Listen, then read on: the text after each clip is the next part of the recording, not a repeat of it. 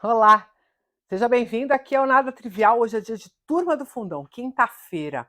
E hoje eu estou bem aqui no fundão de uma sala, porque, na verdade, eu estou querendo trazer uma perspectiva de como que a gente busca o espaço aonde a educação se dará.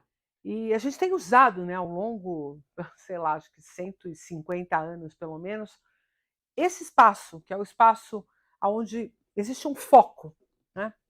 Que é o foco do professor, que é o foco da frente, que é o foco da tela. Enquanto a gente deveria começar a desconstruir um pouco isso, e as pessoas têm feito essa proposta, né? Da gente colocar as pessoas um pouco mais frente a frente, espinha de peixe, grupos, mesas. Com que intenção essas mudanças, ou qual o impacto que mudanças como essa poderiam ter? Como a destruição da turma do fundão, né, poderia ajudar de fato um processo de educação. E para isso é necessário que a gente definitivamente incorpore a perspectiva da mudança do espaço físico, a mudança de comportamento do professor. O professor, ele é até engraçado porque já, ouvindo o Clóvis de Barros Filho e também o professor Pacheco, existe uma característica do professor que explica um pouco essa sala de aula e o apego a essa sala de aula dessa forma, que é uma escolha um pouco pela vaidade, sabe? O professor ele busca esse espaço do palco um pouco porque ele encontrou nesse espaço do palco a relevância pessoal. Então, ser o foco das atenções, estar no centro, tem um valor que é um valor afetivo e que pode muitas vezes ser inconsciente.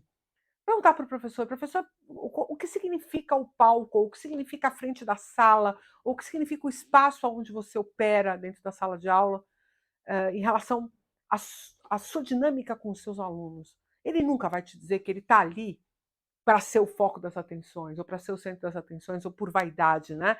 Mas algumas pessoas tiveram já a coragem de fazer isso, e eu, pessoalmente, também já tive. Se você acompanhar um dos conteúdos meus, eu, quando iniciei minha carreira como professora, existia esse lugar da vaidade. Eu era uma garota, eu tinha 24 anos de idade, ia dar aula para a Faculdade de Medicina da Santa Casa de São Paulo.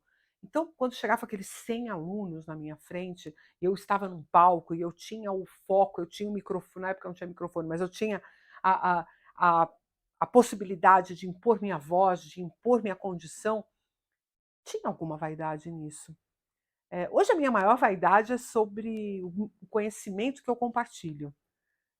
Não mais tanto essa coisa, ainda que obviamente eu tenha muito mais visibilidade hoje do que eu já tive à frente de uma sala de aula. Mas o Clóvis de Barros Filho já falou isso, o professor Pacheco já falou isso. Parte da escolha do professor tem a ver com vaidade. Então, quando o professor precisa desconstruir essa sala de aula, quando ele precisa mexer, quando ele precisa criar uma espinha de peixe, quando ele precisa fazer uma roda, ele sai do foco. A metodologia ativa, ela tem essa perspectiva, a perspectiva da interação dos indivíduos entre eles, e não mais o professor no foco.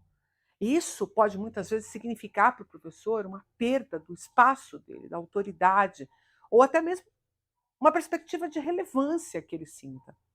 Então, para aqueles professores que nesse momento puderem fazer essa reflexão de forma honesta, tá? Porque é necessário muita honestidade nesse momento.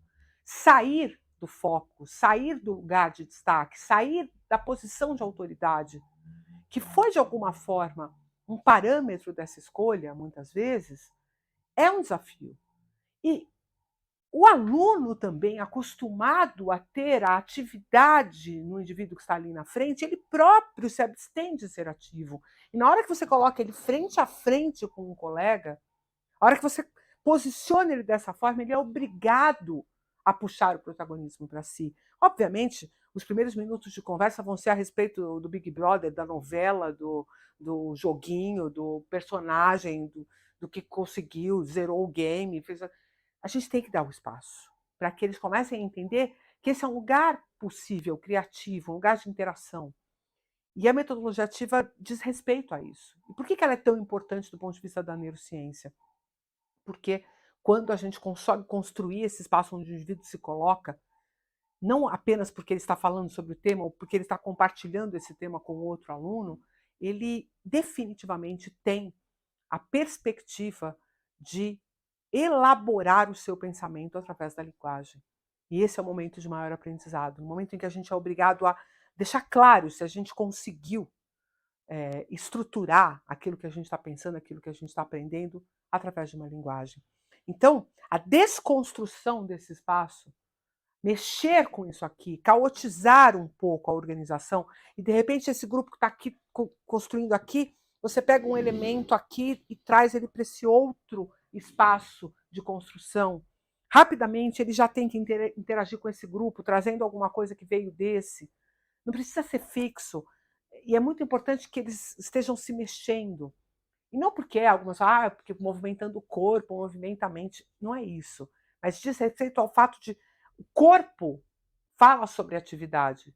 Então, quando nós temos que nos mexer, temos que interagir, temos que ir de um lado, temos que ir do outro, grudar um papel num post-it, ir naquele lugar, montar um quadro aqui, montar um quadro acolá, todos esses movimentos são movimentos importantes para que o indivíduo busque o protagonismo daquele momento.